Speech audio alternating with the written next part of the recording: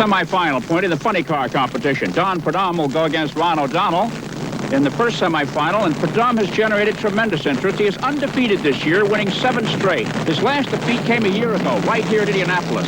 Purdom from Granada Hills, California, drives a 76 Monza. He's going against a Chicago one. Ron O'Donnell in a 75 Vega. And Purdom, the Snake, the biggest name in funny car racing, is looking to win this one today.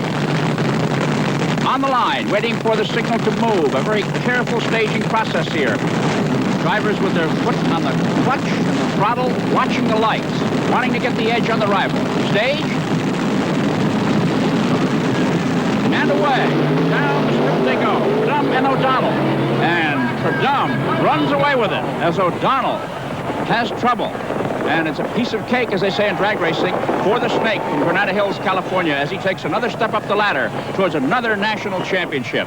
The pairings in the second semifinal pit Gary Bergen, runner-up to Purdom for the World Championship last year, and Ray Beadle, who beat Purdom here 1 year ago. They're both driving 76 Mustang 2s, and Beadle's hood is up, and that means trouble when you lift the hood at the line. Beadle's from Dallas, Texas, wondering whether his mechanics will get the problem rectified as Bergen from Stanton, California, brings his car to the line. Now, Beadle's hood is going down. He should be okay for this crucial semifinal. The winner to go against the Snake, Don Purdom, for top honors here in the Nationals, the really biggest event in American drag racing.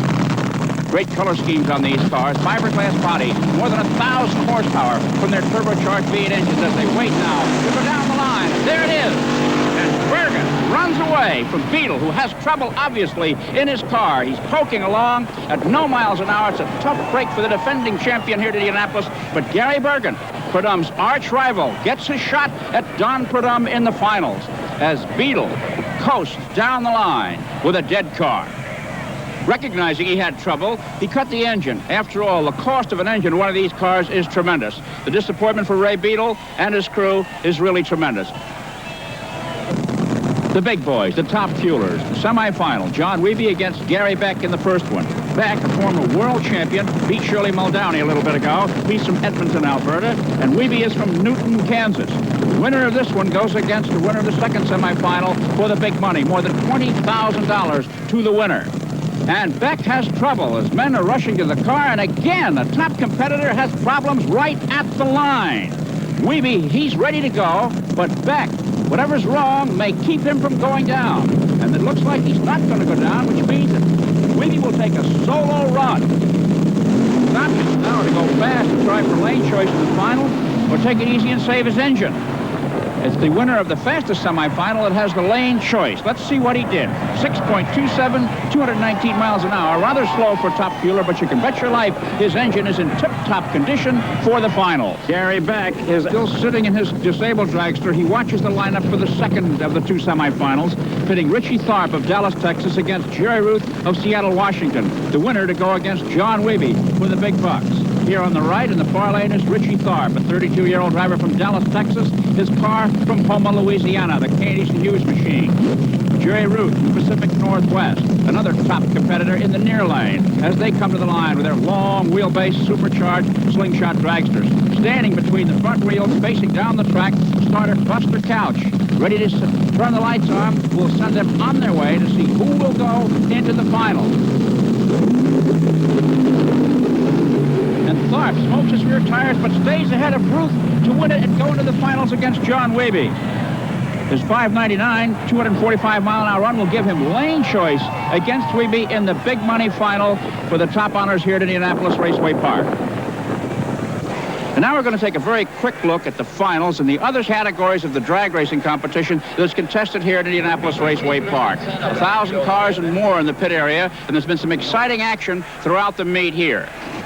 The fuel bikes are an interesting category. T.C. Christensen of Kenosha, Wisconsin, aboard a Norton, took on Joe Smith of California astride a Harley, but Smith fouled, and Christensen was the winner. In the modified category, Don Coons Jr. of Cayuga, Indiana, was against Jerry Ault of Dayton, Ohio. Ault had his problems, blew his engine, and crossed the line into the other lane, giving the victory to Coons. In blowing his engine, he spilled oil on both lanes, and that affects lane choice. In Superstock, Dave Portman took on Don Bowl. It was a real close-up all the way. So close, in fact, the electric eye had to tell us who the winner was. It was Bertman in the far lane in his 71 Dodge Challenger. In the Pro Comp category, Dale Armstrong of Torrance, California, went against Dave Settles over from Euless, Texas. Armstrong fouled, giving the win to Settles. 7.14, 170 miles an hour in this category. And that brings up the Pro Stock Finals. Wally Booth against Frank Iaconio for some $14,000. Booth in the near lane, Iaconio in the far lane. And red light, far lane. Iaconio is too anxious, and Booth goes down the line to win his first national title in 14 years of drag racing competition. It'll be a happy time in Berkeley, Michigan for this man and his crew. A tough break for the youngster from New Jersey, a little bit inexperienced, and he got off the line too fast and red-lighted. And now let's turn our attention to Top Fuel and Richie Tharp. Well, Richie, you ready for the final? I'm ready. You know, he's going to have hell beat me. I'm ready. What kind of a day's it been for you? Oh, it's been, you know, we've been changing a lot of pistons like everybody else. The first round, I think we got 3 pistons. In the second round, we got 2. Third round, we got 8. And this round here, we lucked out we didn't get any. And I don't know why. It happens like that. It just does. You're going in the final with 8 used pistons? Yeah, we're going in there with 8 good ones, though. They're used, but they're good. If they wasn't good, we'd be changing them, you know. You're confident?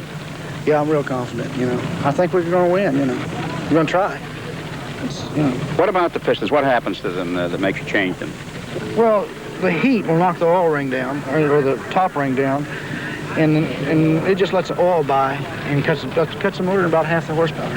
It's you know, it's an expensive man's game, and I'm just lucky that I got some, you know, good mechanics and a good car owner, and we're in there and we're going to win. One reason for wanting to win is you need the money, I guess.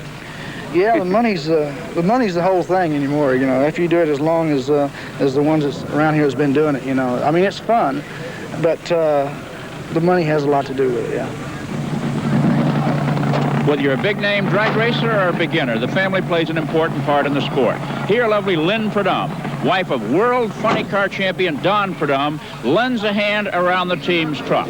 She's waiting for her husband, Don, seated here in his funny car, to get fired up. He's got his fire suit on, he's putting on his gloves, and his mechanics are getting the expensive engine ready to start. Fuel is squirted into the supercharger air intake as the starter motor is put on the supercharger. There, it roars into life. At the touch of the toe, this power plant can deliver for Don Purdom more than 1,000 horsepower. The body comes down now as he heads to the starting line for the big one, the finals against Gary Bergen. Cars are on the line now, and Purdom has changed his mind and taken the right lane. Why? Perhaps we'll be able to find out later. Bergen on the near side for the big money. Remember now, Purdom has been undefeated in NHRA national competition all year long. The last defeat in this type of competition came here 1 year ago. Bergen on the inside, inches ahead, and wins by a wide margin to unseat and end Purdom's victory streak. And for Lynn Purdom, it is the agony of defeat. If anyone had a right to have high expectations, it was Lynn Purdom. For coming into this meet, Don Purdom qualified at 5.978 seconds. The first time in the history of drag racing, a funny car has qualified at under 6 seconds. It was a new national record. He has been on top of the meet since the very beginning. And now in the final, he is beaten by Gary Bergen. What does a wife say to a husband at a moment like this? All year long. Last year, and here it was, Gary Bergen. Oh, Gary, you pulled it off. How did you do it? Luck. Luck and a lot of experience. Did you know you had him beaten? I didn't see him coming through the lights, so, you know, I presumed he had some trouble. And here comes the happy crew. That Gary Bergen's crew is just arriving. And there it is, the thrill of victory. Right. All right.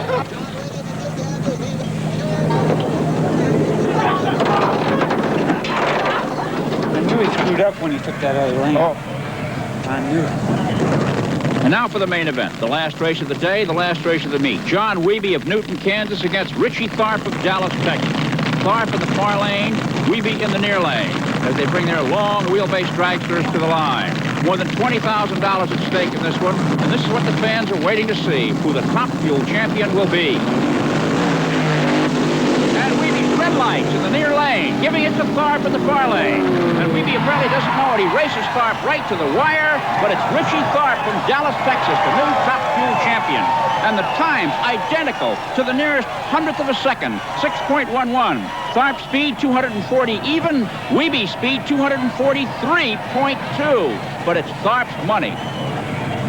Let's take a slow motion look now at a $20,000 mistake. Weeby's car's in position. The arrow points to the bottom light on the Christmas tree, the red light, the light no driver wants to see. The yellow warning light is on, and Weeby's car moves, turning on the red light. A 50th of a second later, the green light goes on and giving Tharp a legal start and the race. And that's how it all happened. Take him any way you can get him, huh, Richie? Oh, you bet. You know, it was a hard fight. You know, my crew, man, you just can't believe how great they are. Did you know that Weeby red lighted? No, I didn't. You know, it was close anyway. I caught back up with him in the mid-range, and then when I shifted, it just, something fell down on it. I don't know what happened. I didn't know that he red lighted up.